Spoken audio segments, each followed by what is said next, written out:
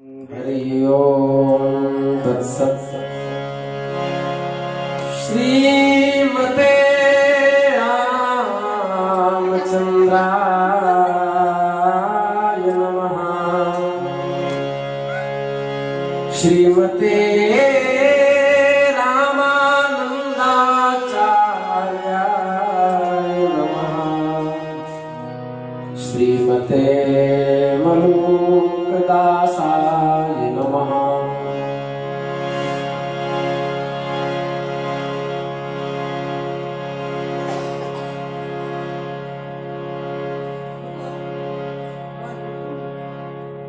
प्रहलाद नारद पराशर पुंडरीक व्यासांबरीश शुक शौनक भीष्मदाभ्याम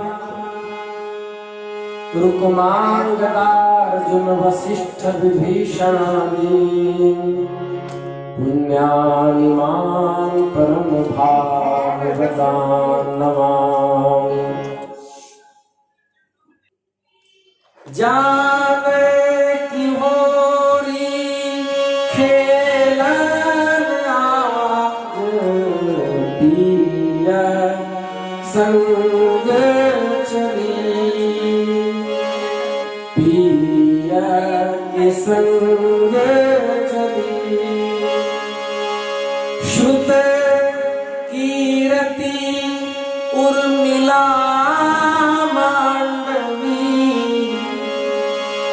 चारों जनक लली। होरी पिय संग खेलन चली रे। पिय संग चली। वृंदावन बिहारी लाल की जय।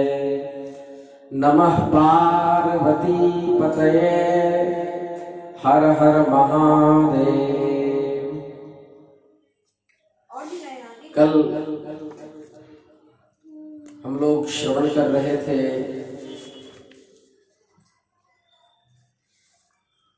रामानुज संप्रदाय और रामानंद संप्रदाय का भेदात्मक विवेचन।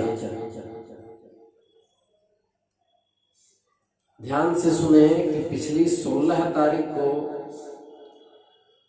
जो प्रश्न हमें आए उस प्रश्न का समाधान हम 16 तारीख को इस बार करेंगे, क्योंकि इस महनीय वक्तव्य पर चर्चा करना अत्यंत आवश्यक है। इसलिए प्रश्नकर्ता सभी हमें अपना छोटा भाई जानकर क्षमा करेंगे।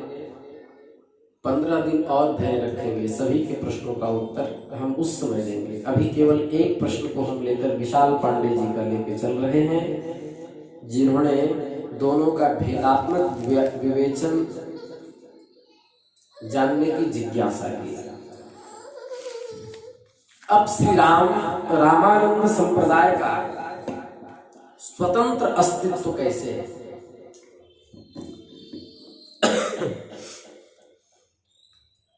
पूर्व में कहा गया कि श्री कृष्ण उपासकों के श्री माध्व संप्रदाय, श्री निम्बार्क संप्रदाय, श्री विष्णु स्वामी संप्रदाय, ये 3 स्वतंत्र संप्रदाय विद्यमान हैं।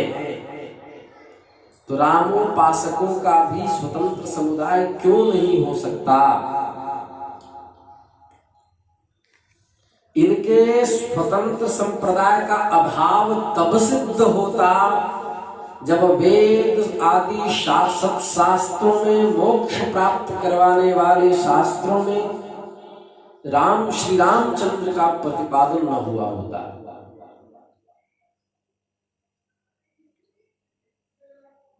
रामतापनीयोपनिषद, यजुर्वेद की कई शाखाओं में, ऋग्वेद की कई शाखाओं में, यहाँ तक कि श्रीमद् भागवत में, महाभारत में, कहाँ कहूँ सभी सत्शास्त्रों में प्रभु राघवेंद्र सरकार के परम पवित्र चरित्र का विवेचन है। अनादि अपौरुषेय श्रुति स्मृति इतिहास पुराण भगवान श्रीमन नारायण के, भगवान श्री कृष्ण के, भगवान श्री राम के मुक्त कंठ से प्रतिपादन करते हैं। अतः उनकी उपासना का संप्रदाय अनादि है, स्वतंत्र है।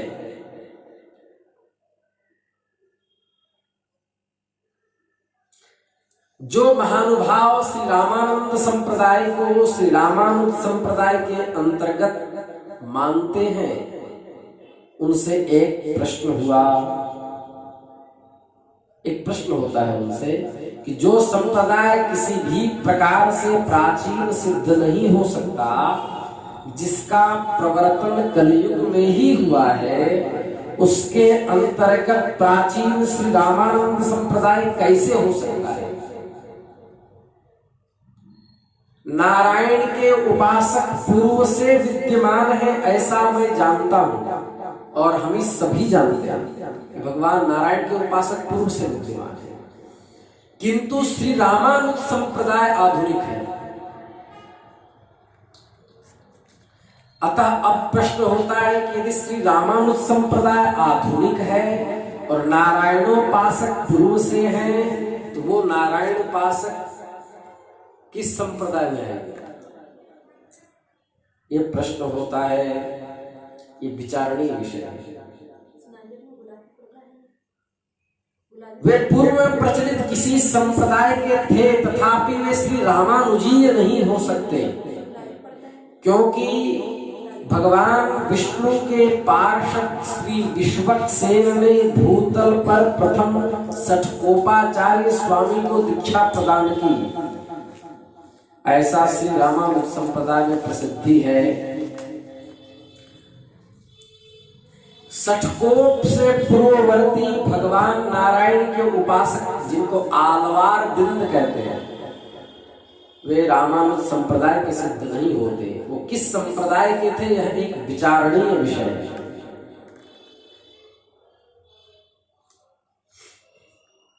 वे परिशेष न्याय से भगवती श्री सीता जी के द्वारा प्रवर्तित पूर्ववर्ती श्री संप्रदाय के सिद्ध होते हैं। अन्यथा उनको शंकराचार्य जी के परंपरा से मानना पड़ेगा, जो नारायण से प्रारंभ परंपरा है।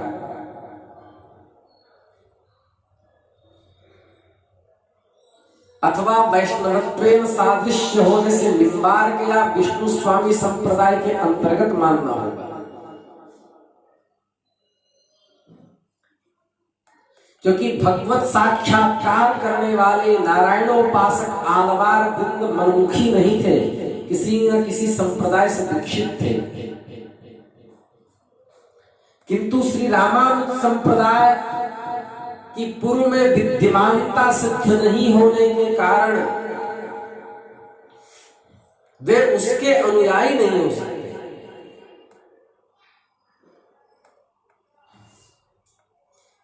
सभी सविशेष ब्रह्मवादियों के द्वारा माननीय प्रकांड विद्वान महान दार्शनिक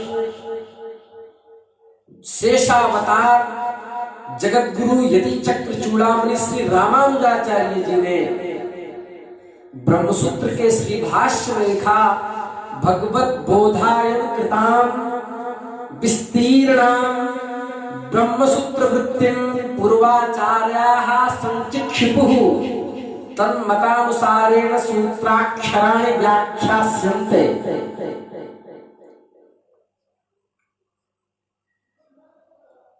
वो कह रहे हैं कि भगवान बोधायन ने, महर्षि बोधायन ने जिस ब्रह्मसूत्र की वृत्ति लिखी, उन्हीं पूर्व आचार्य को प्रणाम करते ही उनके मत के अनुसार मैं इस ब्रह्मसूत्र की व्याख्या कर रहा हूं।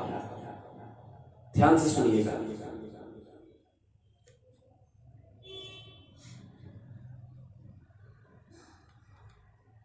श्री बोधायन जी श्री रामानुज स्वामी के पूर्वाचार्य हैं। ये भाष्य वचन से सिद्ध हो गया, क्योंकि वो कह रहे हैं कि उनके मत का मैं प्रचार कर रहा हूं। किंतु श्री रामानुजाचार्य जी के भाष्य वचन से सिद्ध होने पर श्री रामानुज संप्रदाय की सुप्रसिद्ध प्रचलित परंपरा में वो श्लोक कहते हैं, लक्ष्मी नाथ समारंभा नाथ यामुन मध्यमा। और ये परंपरा पूर्व में नहीं थी, अतः महर्षि बोधायन उसके अनुयायी नहीं हो सकते जिनका उन्होंने मत का प्रचार किया। महर्षि बोधायन थे कौन, ये भी एक प्रश्न है, हम इसका उत्तर देते हैं।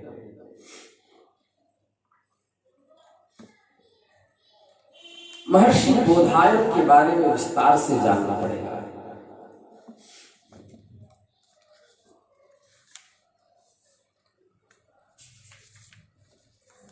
महर्षि बोधायन का जन्म सीतामढ़ी बिहार में हुआ था।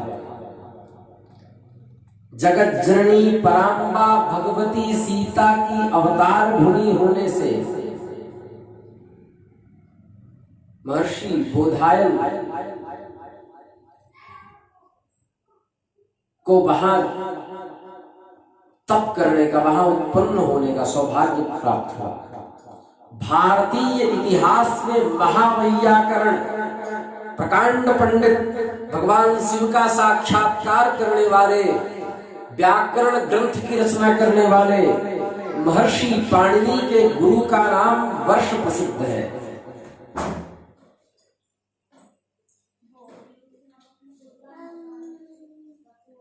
वर्ष के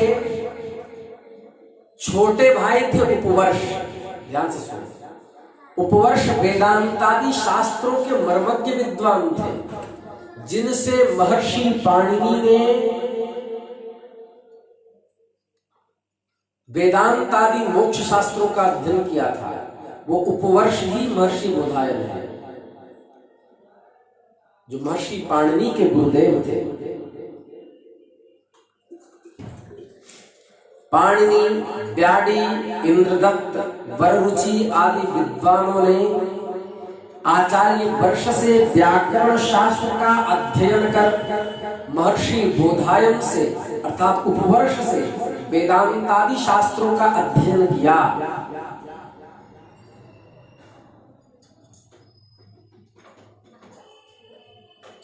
महर्षि बोधायन उपवर्ष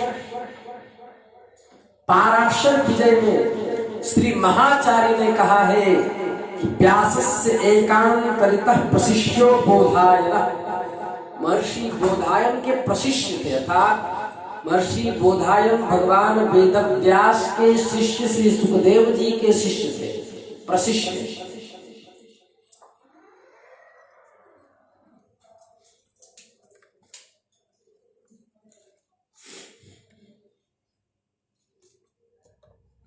भगवान बोधायन ने ब्रह्मसूत्र में उल्लिखित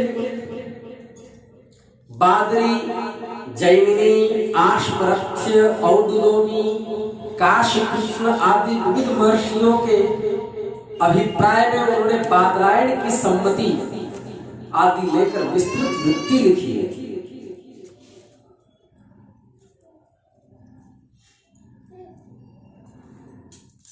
भगवान बोधायन शेश्वर मीमांसक थे। बोधायन वृत्ति में उन्होंने स्वयं कहा है, संहितम एतत् शरीरकम जैमिनीयेन षोडश लक्षणेनेति शास्त्रैकत्व सिद्धि।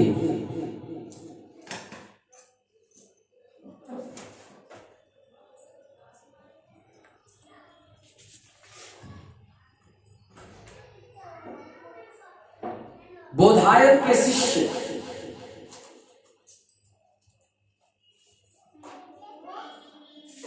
की परंपरा में कहीं पर इतिहास से छेड़छाड़ नहीं हुआ।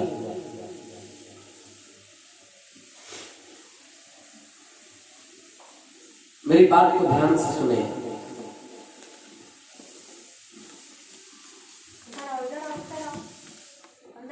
श्री भाष्य के सुप्रसिद्ध श्रुत प्रकाशिका टीका लिखने वाले श्री भाष्य के ऊपर श्री सुदर्शन सूरी भट्ट, जो कि संप्रदाय में वेद व्यास के अवतार माने जाते हैं, इसलिए वेद व्यास इस अभिधान से अभिहित होते हैं। उन्होंने विशिष्टाद्वैत संप्रदाय की 2 परंपरा लिखी। श्री सुदर्शन भट्ट सूरी,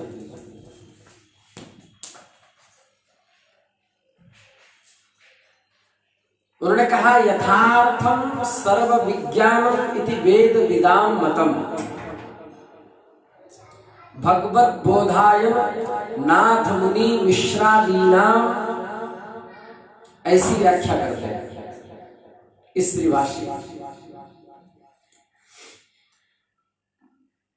भगवान बोधायन जी से आरंभ होने वाली जो परंपरा है वह प्रथम परंपरा उनके अनुसार। इसमें ब्रह्मानंदी, द्रविड़ाचार्य, श्री वत्सांक मिश्र आदि का ग्रहण होता है। श्री सठकोप मुनि का साक्षात्कार करके, उनसे उपदेश प्राप्त करके श्री नाथ मुनि ने जो परंपरा प्रारंभ की वह द्वितीय परंपरा है। श्री सुदर्शन सूरी उभय परंपराओं के प्रवर्तक दोनों आचार्यों का नाम निर्देश करते हैं।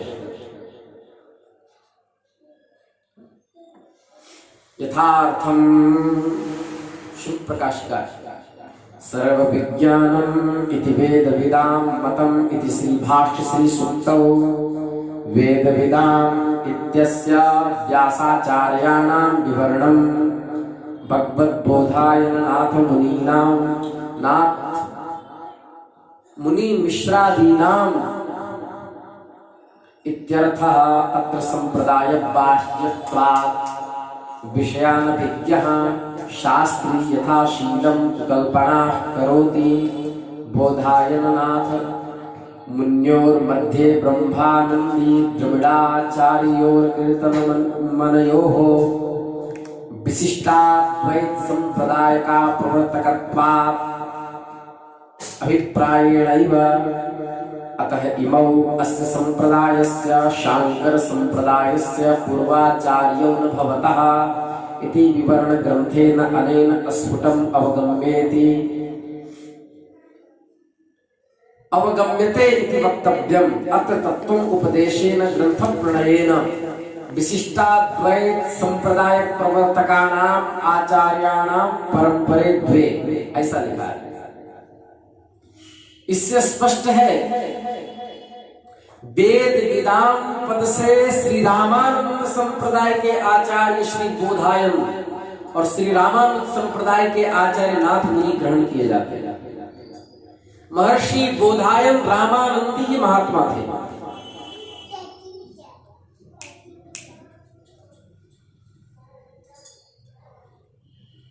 और दीक्षा के बाद उनका नाम श्री संप्रदाय में पुरुषोत्तमाचार्य हुआ, महर्षि बोधायन का, जो सुखदेव जी के शिष्य थे। इसका मतलब ये रामानंदी महात्मा थे। और श्री रामानंद संप्रदाय के आचार्य नाथ मुनि ग्रहण किए जाते हैं। श्री भाष्य के उक्त वचन से सिद्ध होता है कि उदार चित्त के श्री रामानुजाचार्य ने पूर्वाचार्यों के प्रति महत्व बुद्धि, आदर बुद्धि होने के कारण रामानंद संप्रदाय के आचार्य महर्षि बोधायन के नाम का भी स्मरण किया और कहा कि मैं उन्हीं के रामानंदी संप्रदाय के महर्षि बोधायन के वक्तव्यों का विस्तार करता हूं। तो हमको ये बताइए, भाष्य तो अपना ही हुआ, विशिष्टाद्वैत श्री भाष्य से पहले भी था। हाँ, भगवान श्री रामानुजाचार्य जी ने उसको दृढ़ कवच में आवृत कर दिया ताकि कोई भी वैष्णव धर्म विरोधी उस कवच का खंडन न कर सके। अद्भुत ग्रंथ है श्री भाष्य।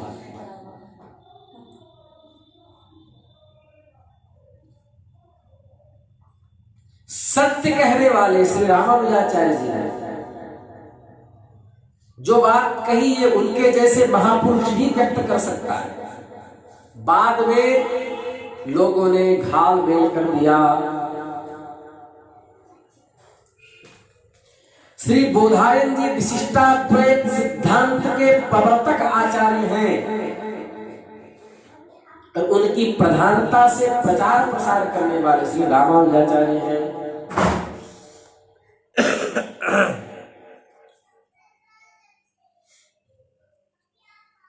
जिससे उपकृत द्वितीय परंपरा है। विशिष्टाद्वैत संप्रदाय की दो परंपराओं में प्राचीन परंपरा महर्षि बोधायन की है, जो रामानंद संप्रदाय की परंपरा है। जिससे उपकृत द्वितीय परंपरा नाथ मुनि के संप्रदाय की जो परंपरा है वो बोधायन के परंपरा का ही अंग कहना उचित होगा, क्योंकि विस्तार तो महर्षि बोधायन के ही विशिष्टाद्वैत का हुआ। इसका अर्थ क्या हुआ कि रामानंद संप्रदाय के कुछ मत का अवलंबी रामानंद संप्रदाय, न कि उल्टा। हम वैष्णव दोनों संप्रदाय को समान रूप से आदर करते आए हैं और करते रहेंगे, किंतु श्री रामानंद संप्रदाय को रामानुज संप्रदाय के अंतर्गत कहने वाला, पिछलग्गू कहने वाला जो भी है उन्हें सुनना चाहिए कि प्राचीन का अंग नूतन हो सकता है, नूतन का अंग प्राचीन नहीं होता।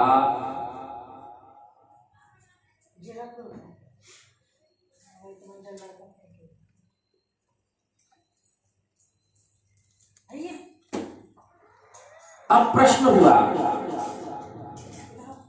कि श्री बोधायन को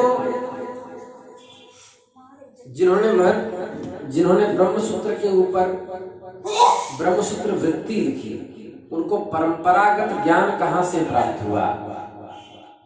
इस विषय में श्री महाचार्य से अतिरिक्त उपनिषद के भाष्यकार श्री रंग रामानुज मुनि ने अपने सभी उपनिषद भाष्यों के मंगलाचरण में लिखा है, व्यासम लक्ष्मण योगींद्रम प्रणम्यान्यान गुरुन् अपि। इस प्रकार में श्री रामानुज स्वामी जी को अन्य आचार्यों के साथ महर्षि वेदव्यास जी का प्रथम उल्लेख करके सभी को प्रणाम कर दें, क्योंकि श्री व्यास जी के प्रशिष्य श्री बोधायन जी से ब्रह्म विद्या श्री रामानुज संप्रदाय में आई। इस प्रकार श्री वेदव्यास जी को मंगलाचरण में रख करके रंग रामानुजाचार्य भी, श्री रंग रामानुजाचार्य भी प्राचीन परंपरा का समर्थन करते हैं, श्री रामानंद संप्रदाय का ही समर्थन करते हैं।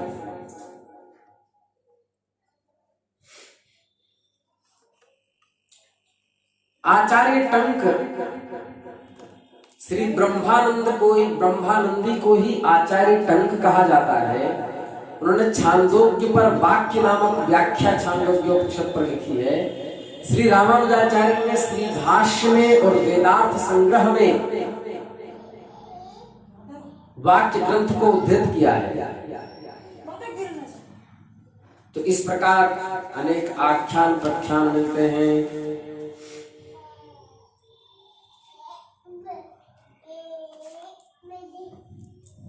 मौलाना रशीदुद्दीन नामक एक फकीर श्री स्वामी रामानंदाचार्य जी के समकालीन हुए। उन्होंने तजकीरतुल फुकरा नामक पुस्तक लिखी। उस पुस्तक में उन्होंने लिखा कि काशी में प्रसिद्ध पंचगंगा घाट पर एक प्रसिद्ध महात्मा निवास करते हैं। वे तेज एवं अपने ब्रह्मचर्य से पूर्ण योगेश्वर हैं। वे वैष्णवों के सर्वमान्य आचार्य हैं। वो दिन भर बाहर नहीं निकलते, केवल ब्रह्म मुहूर्त में, ब्रह्म वेला में अपनी पुनीत गुफा से गंगा स्नान करने हेतु घाट पे आते हैं। इस पवित्र आत्मा को रामानंद कहते हैं, ऐसा लिखा है। तज़किरतुल फुकरा नामक पुस्तक में।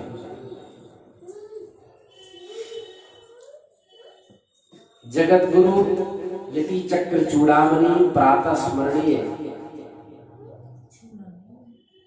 पंचगंगा घाट के श्री रामानंदाचार्य जी की गद्दी पर विराजमान वर्तमान में जो महापुरुष श्री रामनरेशाचार्य जी महाराज, जो अपने पूज्य गुरुजन हैं, उनसे एकांत सत्संग में दास ने सुना था कि श्री रामानंदाचार्य भगवान के 25,000 विरक्त शिष्य थे। महात्मा 25,000 विरक्त शिष्य थे और केवल उनका महिया और उसका क्षेत्रफल 5 किलोमीटर तक था। मतलब ये आधी काशी रामानंद पीठ थी।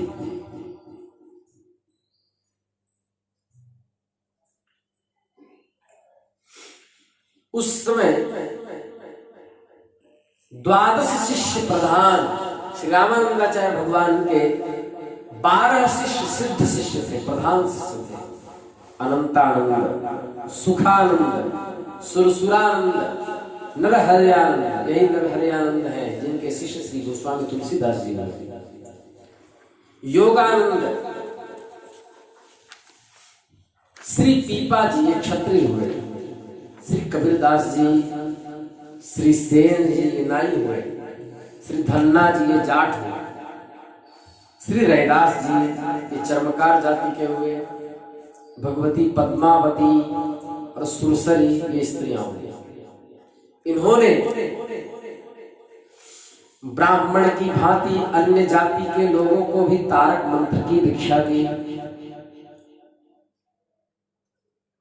क्योंकि आचार्य का सिद्धांत था जात पात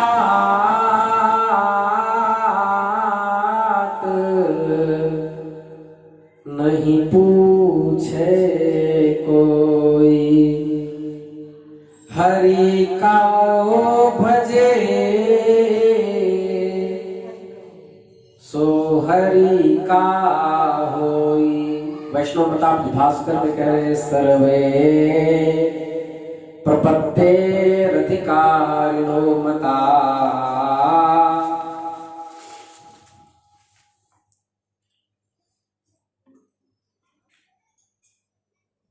तो इस प्रकार परंपरा का आख्यान हुआ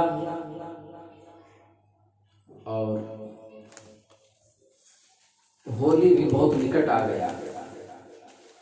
दास की इच्छा है कि एक होली का रसिया गाया और फिर अपने वाक्य के समापन की जाए।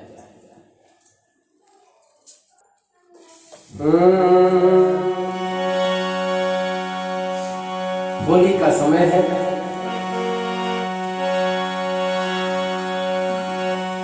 सखियां कह रही हैं राधिका जी से,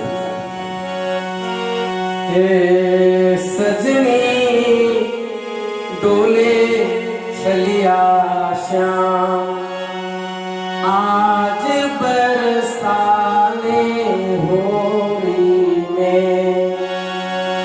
सजनी डोले चलिया श्याम, आज बरसाने होली में।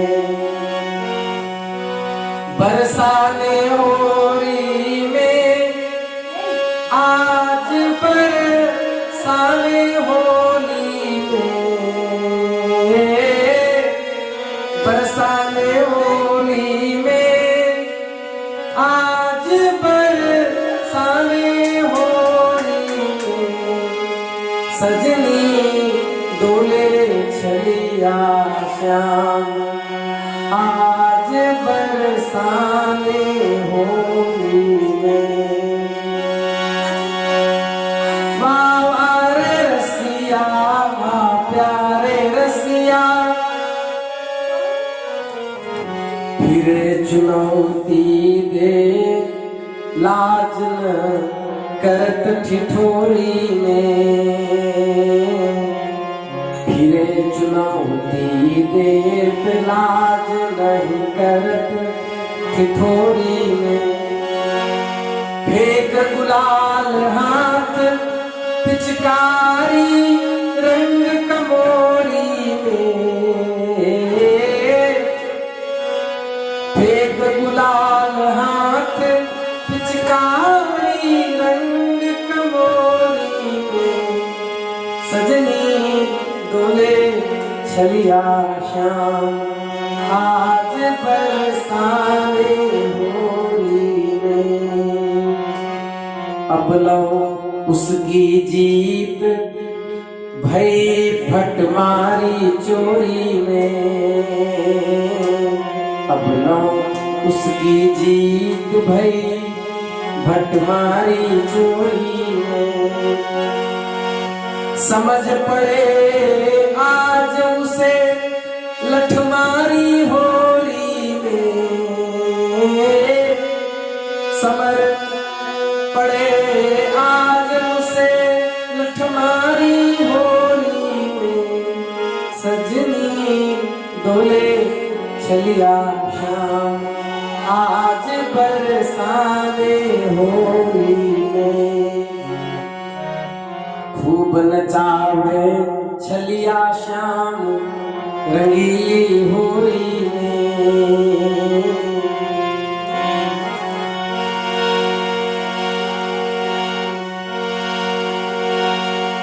सजनी डोले छलिया श्याम आज बरसाने होली में। नमः पार्वती पतये हर हर